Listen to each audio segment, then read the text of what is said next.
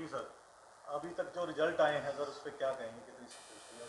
जैसे कहा जा रहा था कि चुनाव के बाद जिस प्रकार का एग्जिट पोल के रुझान दिखाया था, तब भी मैंने सभी एजेंसियों का धन्यवाद किया था कि 2 दिन की खुशी कांग्रेस के नेताओं को मिली है।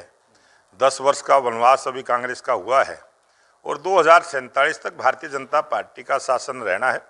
हरियाणा प्रदेश विकसित प्रदेश बनेगा, भारत विकसित राष्ट्र बनेगा, तब तक इस देश में भारतीय जनता पार्टी की सरकार रहने वाली है और इस देश की जनता भारतीय जनता पार्टी की नीतियों से, भारतीय जनता पार्टी की काम से संतुष्ट है, भारतीय जनता पार्टी के साथ है।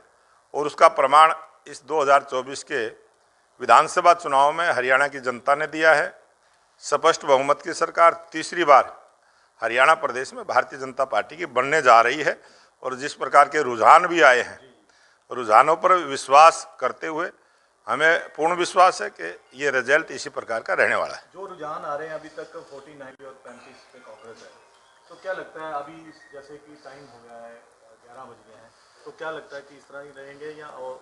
मैंने चुनाव के समय में भी बाइट दिया था कि 62 सीटें भारतीय जनता पार्टी की आएंगी, लेकिन रुझानों से मुझे लगता है, फिर भी विश्वास है कि 52 तक हम पहुंचेंगे और ये आंकड़ा बढ़ेगा और 52 तक जाने की संभावना है। ओपिनियन पोल तो उल्ट थे।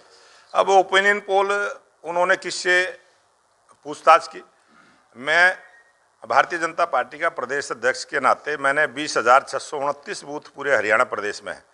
प्रत्येक बूथ के अपने त्रिदेव से अपने बूथ के जो हमारे बूथ के एजेंट हैं, जो बूथ पर जिन्होंने पूरा दिन बैठकर लोगों से भारतीय जनता पार्टी के पक्ष में मतदान करने का जो प्रयास किया है, उन कार्यकर्ताओं की मेहनत को मैंने विश्वास रखा। उन कार्यकर्ताओं की जो फीडबैक आई, उसी के आधार पर मैंने कहा था कि स्पष्ट बहुमत की सरकार हरियाणा प्रदेश में तीसरी बार भारतीय जनता पार्टी की बनेगी और कार्यकर्ताओं की मेहनत रंग लेके आई है और वो उसके रिजल्ट सामने। नायब सिंह सैनी चेंज किए गए, क्या वो भी एक कारण आपको समझता कि रहा बीजेपी? भारतीय जनता पार्टी का राष्ट्रीय नेतृत्व जो भी करता है वो बहुत ही ठीक करता है और हमारे पूर्व मुख्यमंत्री मनोहर लाल जी की ज़रूरत दिल्ली में थी, उनको दिल्ली में बड़ी जिम्मेवारी दी है और यहाँ नायब सिंह सैनी जी की आवश्यकता थी, तो नायब सिंह सैनी को मुख्यमंत्री बनाया और अब दूसरी बार हरियाणा प्रदेश के मुख्यमंत्री की शपथ लेंगे।